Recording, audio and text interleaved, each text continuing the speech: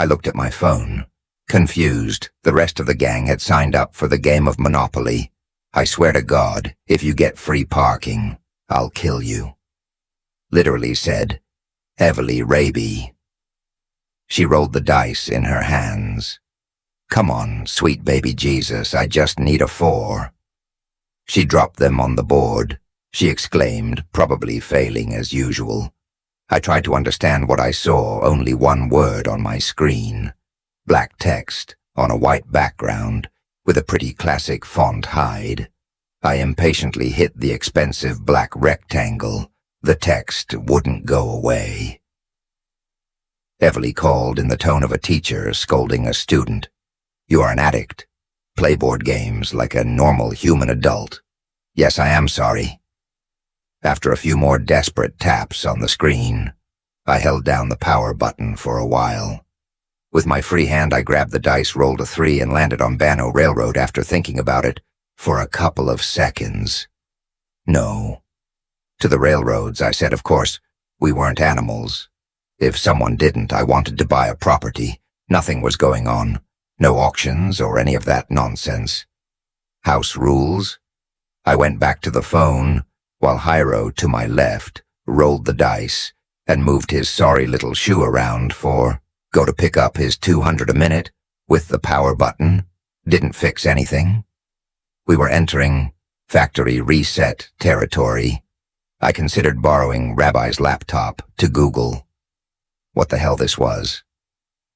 All of a sudden, I felt the apartment vibrate, though only for a split second, as if we were on the verge of an earthquake.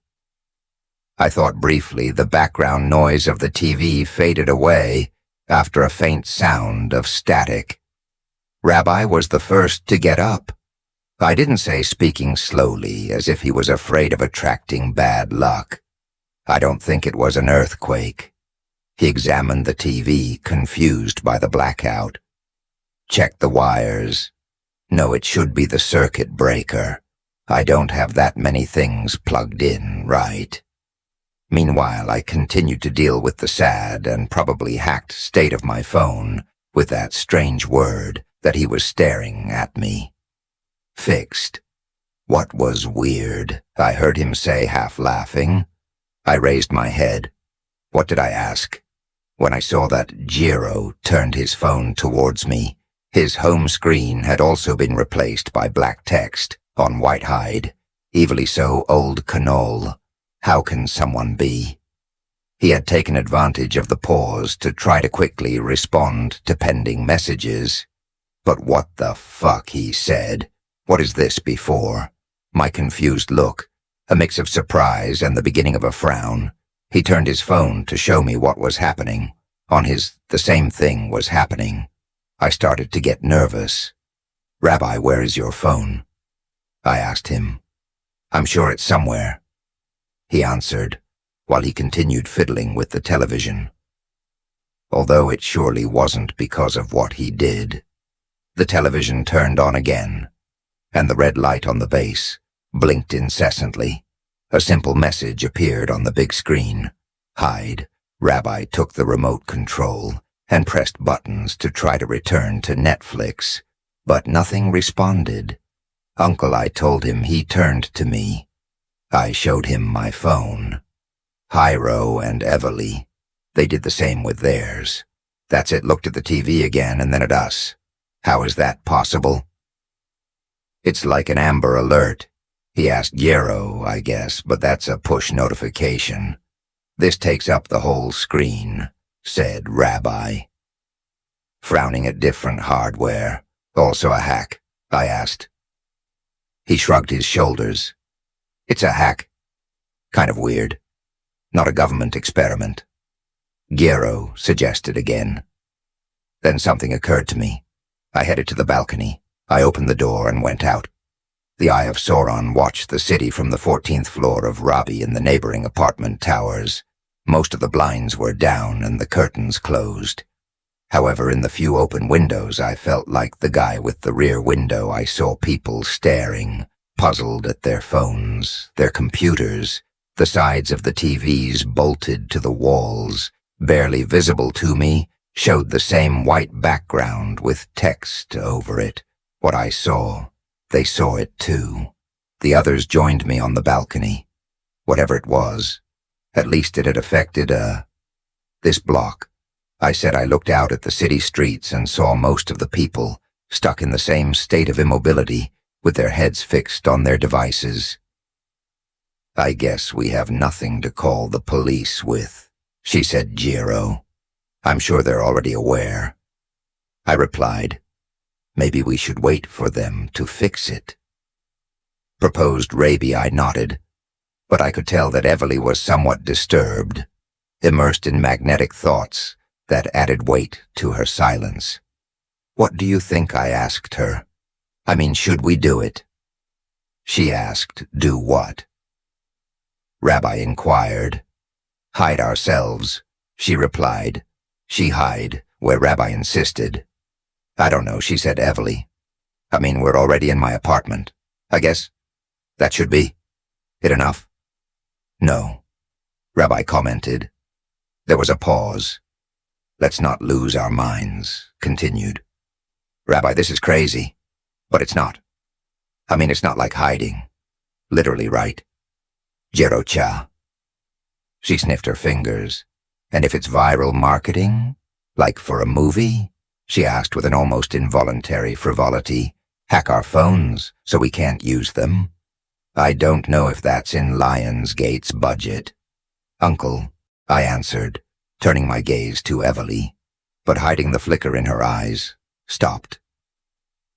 Of course, something had clicked in her head. She entered the apartment again and began to carefully explore the place. What are you doing? Asked Raby, following them. Hyro and I followed her too. I don't care if I look stupid. It could be a warning. Maybe something's going on.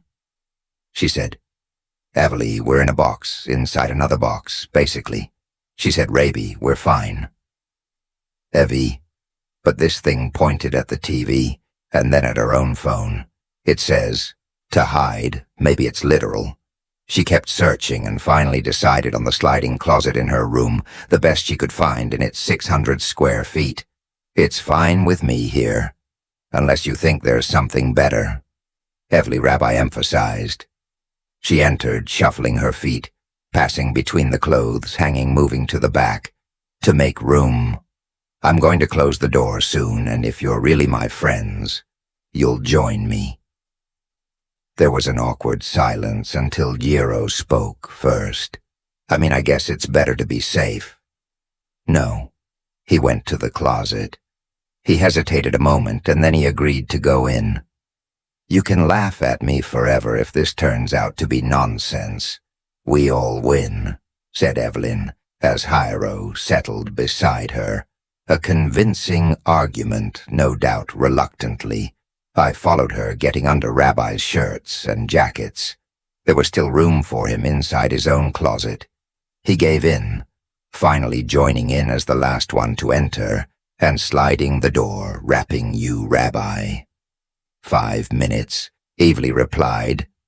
Jish, he murmured, and then we were silent for a while. The ticking of the clock in the living room lightens the tension a little. It was all starting to seem silly, almost funny. Do you remember when we went camping at Sunlight Groves? He asked Jiro. Camping corrected. Rabiev thought. I saw a bear, said Jiro, laughing a she-bear, and her cub. These looked like bears, she replied, half laughing. Besides, I also heard bear noises in Sunlight Groves, she repeated. Jiro, the saddest forest in America. Guys, shut up. We're already here. So let's get engaged before the conjuring. Doll catches us, said Robbie, surprisingly without bitterness, mouths closed for one more minute. I looked back at the phone, hiding, meaningless everything really, but in a way that was starting to make me feel more and more uncomfortable. What do you think it is? She whispered. Gyro. I shook my head. Evely shrugged slightly. Robbie inhaled deeply before speaking. I mean, it's obviously something sophisticated, she said in a low voice, as if, yes, it's obviously something. I shook my phone. My bank is in this, and now my account is basically blocked. They'll think of something. Replied. Raby's suddenly loud bangs were heard, thunderous knocks on the apartment door. A muffled voice called through the walls. Raby, are you there? Evely, she tensed up. Who is a skinwalker, obviously. Rabbi replied. Just kidding, my neighbor, Monica. Evely walked over to me and turned while tugging on Raby's sleeve. Are you sure? Yes, and I should probably open up. You said 5. Co-minutes, Evely reminded him. Yes, but right now, I'm being a terrible neighbor. He replied. The knocks persisted, along with the voice on the other end. I have this weird thing on my phone. Brad has it too. It appears to hide the TV too. I can't locate anyone. I don't know what to do. The neighbor's voice faded away. Raby exhaled through his nose. Okay, this is silly. I'm going to... No, Evely said. But suddenly it stopped. We all stopped. I felt something very, very real. The knocks could no longer be heard, or at least I didn't hear anything. Not the ticking of the clock, nor the slight whisper of our breathing between our clothes. It was as if the world was holding its breath, as if there was a presence just outside the closet. Then a slight prick of static resonated in my ear before whatever the sensation was passed. The sound dissipated. It came back and I glanced at my phone. The word hide was gone, and in its place was the home screen. The silence between the four of us was awkward. Did you feel that? Evely whispered. Finally, no one said anything. Rabbi slowly reached out his hand to open the door, but his were shaking. You can do it, I whispered. I think it's over. It happened? He steeled himself and seemed to be crossing some sort of threshold internal. He pushed the door aside, showing his room just as we had left it. We took it in. I'm going to answer Monica, he said, without much vigor in his voice, getting up and quietly leaving the room. The rest of us followed him, stopping in the living room as he continued towards the door. I went to Twitter. I searched, Hayden ordered for novelty Evely. Meanwhile, he grabbed the remote from the stand and turned on the TV, now stop hiding, and started to browse the Roku channels you are watching. Searching asked. I turned a live channel. I guess, she replied, the news my search yielded nothing useful or enlightening, though it was clear through the confusing messages from around the world that the scope of what had happened was global. I focused on Raby, who was standing on the welcome mat, with his eyes glued to the peephole in the door. He hadn't moved in a long time. All good, uncle? I asked him. He didn't answer. He stood there, motionless. I slowly approached her. I heard him stammering. I got to him, patted his shoulders, and urged him to let go of the peephole. In the door he finally did, leaning against the wall at first, before slowly sliding down to sit on the floor. I peered into the hallway through the hole outside his neighbor. The one who had knocked on the door seemed to have been decimated. An explosion of blood in the hallway. What I felt a buzzing in my phone. I pulled it out now, he says again before I could process it. I heard the reactions from Rabbi and Evely. There's another one now, he says again. I turned to see the foreboding word on the TV. So, should we hide?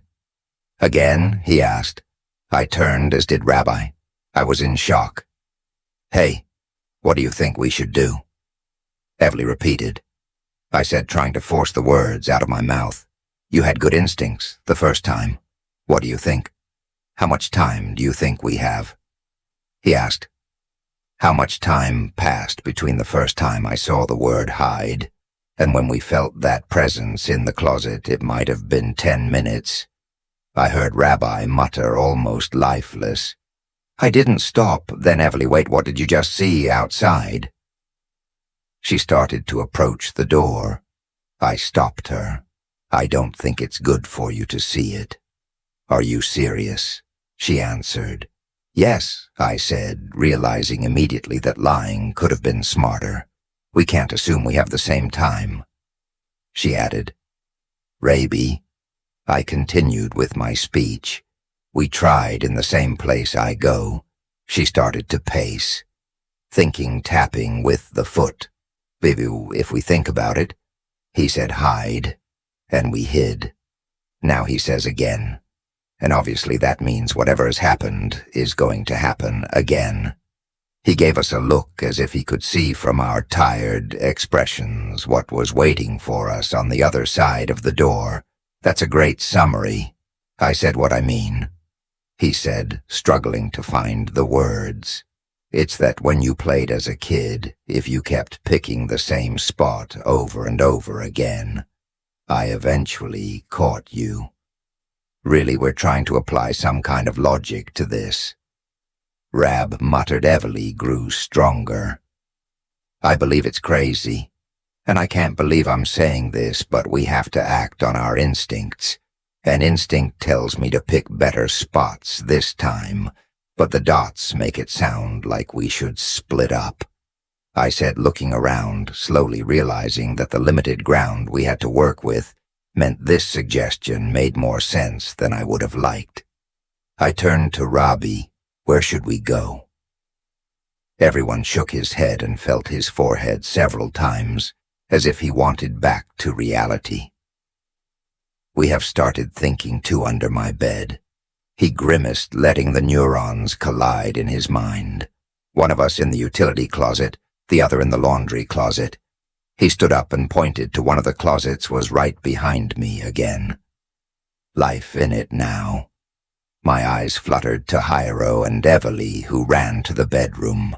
Rabbi nodded at me before walking into the laundry closet and awkwardly squeezing in with the washer and dryer. Closing their door, I walked into the laundry room and closed mine. I rather tried the door wouldn't lock. I said, Rabbi, the door wouldn't. But then I fought the urge to say something else. If time ran out, I would jeopardize my job, and hell his too, if he kept talking. I tried a few more times to get it to close. Then, terrified, I decided to grab the knob and hold the door closed. I tried to control my shaking hand and my rapid breathing as silence took over again from me. Absolute silence. And then that presence. I felt a slight tug on the door. I stood firm, but I didn't try to dominate. I didn't want to give it away at all. And again, the feeling stopped. It disappeared, and I waited 15 seconds before glancing at my phone to check that the notice had again disappeared. First, I heard Rabbi's door open. I followed with mine. I was excited. I forgot that that door is fucked up. I freaked out, man. And It's okay. I know I even heard you call me. And I didn't, I freaked out. And I thought, we're alive. Man, it's okay. We are. And I immediately remembered that we weren't. Just us, Evelyn, and Right Turn. He said we ran to his room at first. Nothing the two hadn't yet out for a moment. The horrible thought crossed my mind that we would have to take their corpses out from under the bed. Guys, I said, there are no moors on the coast. Quick. The silence lasted for a while, an instant, until they finally came out unharmed, alive, as if they had returned from a very far-away place. As they went from crawling to standing, I wanted to hug them all for a second. I felt a new appreciation for life, for their faces, for their unique personalities. Another buzz on my phone. I took a look, break time. I let out a sigh of relief and showed the message to the others. I guess it's okay, said, evilly a second to catch my breath after this madness. But then what? Rabbi asked. This is going to continue. We walked into the living room together, nervous. We haven't had a second to get used to the idea of this. Everly said again. Something in me didn't seem right. I didn't feel right. Hey, F. How did you know we should have stayed in the closet for 5 minutes? He asked. He turned a little annoyed. I noticed a slight annoyance on his face. At the question, I didn't know anything. It was a guess, but I mean they were lucky I was here and pressured them. Because how stubborn they all were. He turned to show a strange expression as I looked at him. Agree. It seems like you want to say something else. She said, why would she do it? What makes you think that? Rabbi interrupted, turning. Standing between the two good heavens, keep your head on your shoulders. But as I said it, and maybe it was just an aberration of my mind, I couldn't help but feel that something important was stirring inside me, something really inflamed, as if even though I had a serious face, I was hiding some kind of inner smile at what was happening. Hiro, I think you're focusing your skepticism in the wrong direction. I said. Robbie's expression turned irritated, which practically confirmed it. To me, I don't know if you want to get mad at the person who saved us the first time, I said, trying to imply something, pointing at Everly, but looking at her. Something also seemed wrong to me. There I held back, or rather the person who wanted to open the closet door, and then I realized something even more obvious. Wait, Robbie, you tried to kill me. And suddenly I stared at him with my temper rising by metric tons every second, like everything was starting to make sense. Evely and Jiro joined me. Rabbi looked incredulous. I already admitted that with the door I confessed it to you. Why are you trying to make things worse? I was trying to calm them down, then seeing us getting closer. He backed up to the kitchen cabinets. He pointed at me. You were talking on the phone when this happened, he said as if he was having his own revelation. You were waiting for me to start. That's a mistake, I said, convinced I couldn't trust him. But when I turned my eyes to Everly and Gyro, I realized I couldn't trust them. Either I couldn't trust anyone. Still, Raby had to be the first to go. The first to get rid of him. He grabbed a knife from Mario and handed it to us. And just a small thought in the back of my mind told me they were playing us, that it was incredibly obvious that whatever it was had us under control.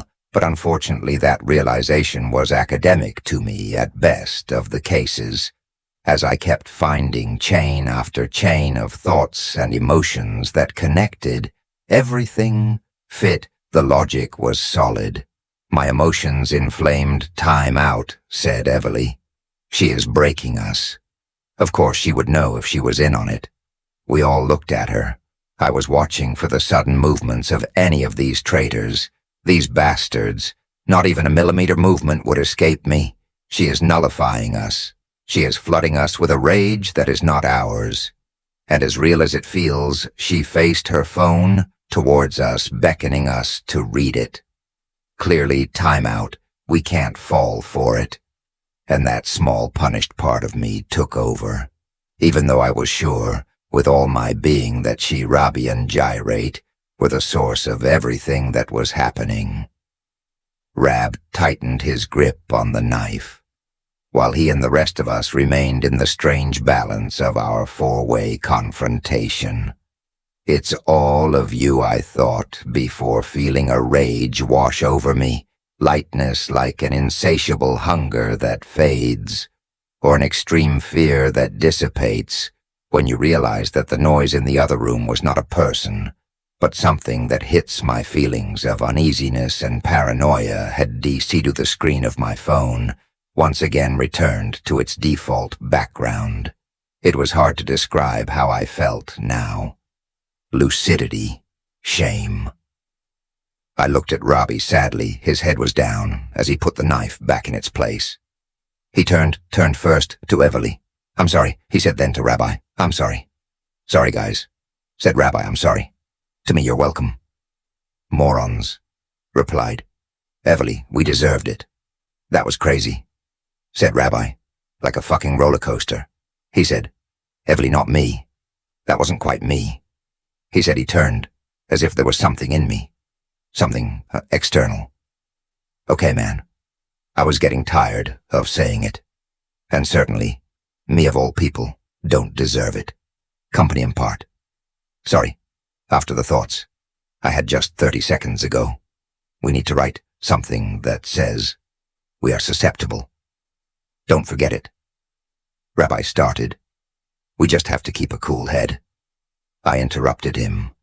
Remember, but I think the fear of it appearing on our phones again led me to find paper and scribble a few words, while the others tried to absorb the relief that nothing else happened. Every half-second was a luxury. I wanted to say sorry about 20 more times, something I was sure was not a feeling exclusive to me. I feel like I'm missing out. I said at that moment, everything seemed like a dream. Yes. Rabbi replied. Yes, we are. He said. I turned, looking at each other. Sincerely, we are probably all going to die. We should say our last words. Don't say that. Everly replied. How many people do you think are dead? Asked. I turned over to the television temporarily, free once again from the 1 or 2 word mandates. I turned it on and browsed the live broadcast of a football match. A fixed camera angle. Everyone in the stadium shattered. Players on the field within frame. Gutted. I went back to the home page, trying to find another live program. I selected what seemed to be a news channel I had never heard of. An empty desk appeared. The wires under the table made me think maybe the anchor was hiding. We are trying to report. A voice said, we know the signal will be cut so far. I have survived. I have survived whatever this is exactly. But the carnage I have seen is extensive. Highly. The broadcast was interrupted by a new word on the screen. Search again with classic letters. The screen cracked and then exploded with a loud noise, sending shards of glass to the floor, as well as the screen of my phone, which I had left on the table, as well as the phones of Everly and Jiro, who reacted by dropping them to the floor, where they bounced weakly before coming to a standstill. I was overcome with panic. Search, search, I said desperately, trying to force my brain to think maybe something out of place, suggested Everly. And if we have to find what's killing everyone? She asked. Turn, I didn't start. But I couldn't even complete the sentence. I ran to the balcony. I went outside looking for something obvious to find in the sky. In the city, what I saw in the skyscrapers, neighbors were blood-stained curtains, unrecognizable bodies, where the blinds were up, and while my eyes went from one point to another, a small television in one of the apartments, its screen seemed intact on it. There was a word that I couldn't decipher. 5 was the most I managed to make out. They are the screens, I said. We have to find a screen that still works. Ran back to the living room. Does anyone have binoculars? Everyone looked at me. Why the hell would anyone have binoculars? Asked Raby. There is a screen, I think in one of the neighboring apartment buildings. It is working. There is a word, but I can't read it. We need to find another screen or something that allows us to see it better. I don't know. I ran towards Raby's office, the screen from his computer. It was broken. I grabbed his laptop. Shattered too. Nothing on. I hit my chest nervously with the fingers of both hands, while the others desperately searched for something that could be useful. I would have to run to the other apartment. There would be time enough. How was I going to get in? And then, like a flash, I understood Rabbi. Where is your phone? His voice sounded somewhat confused. I don't know, man. I lose it all the time. Find it. Do you really think that's it? We're looking for a screen that works. It's the only one we haven't ruled out yet. I turned. Take a look at the other apartments on this floor. Check if any door is open. If it is, go in and check everything. Phones, laptops, televisions, whatever. See if any have an intact message, understood?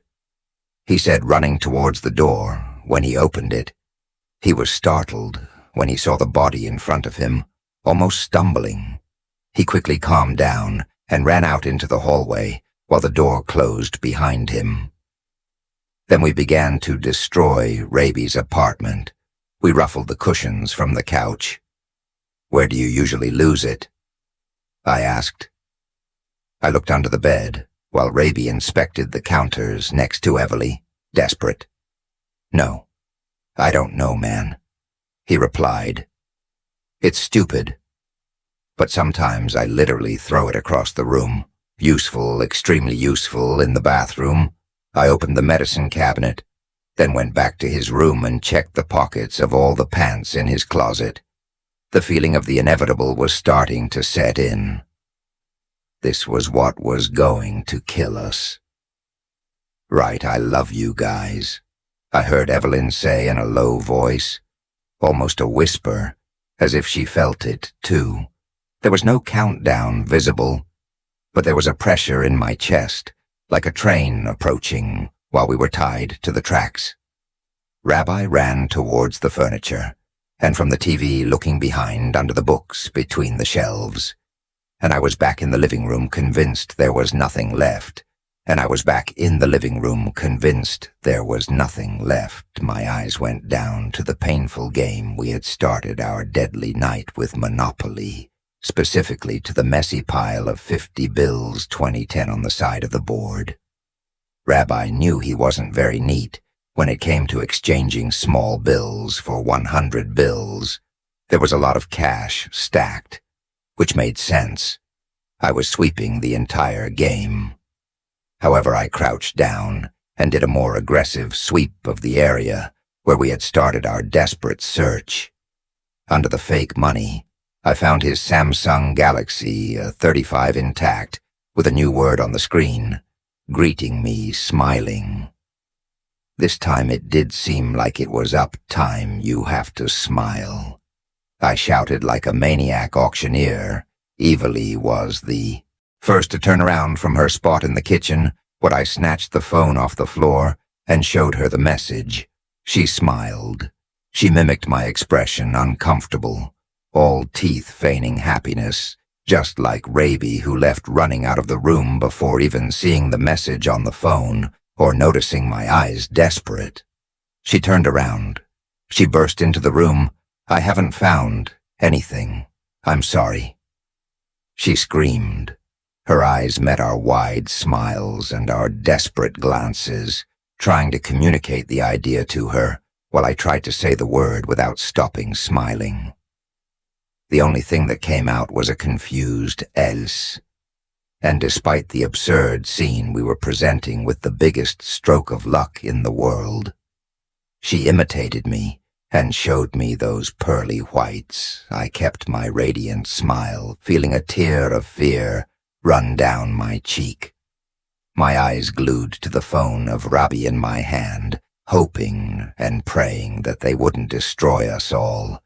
And the word disappeared. I showed the proof to the group, and one by one our happy expressions were falling until they became our default, frown and nervous frown. Face frowned, a collective exhalation restored. I can't do this, said Rabbi. I know, added Everly, and unlike some of the gaps they had left us in the past, I already saw a new message on the only phone that was still functional in my right hand, point to sacrifice. I could feel the group's eyes fixed on me. I couldn't hide the misery. What did Rabbi ask? Point to sacrifice. I said barely legible.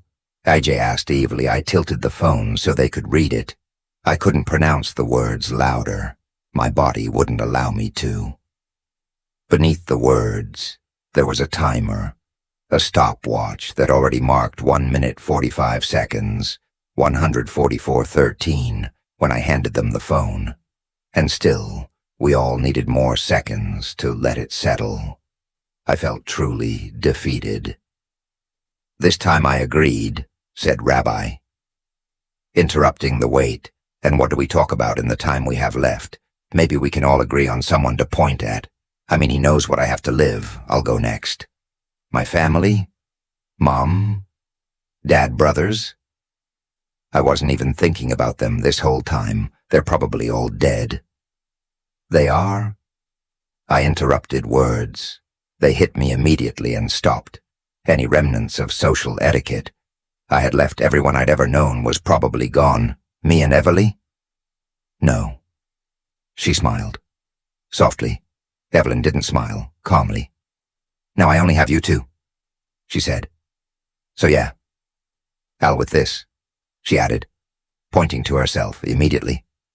I almost died, right there, from fear, thinking I would be destroyed in that instant.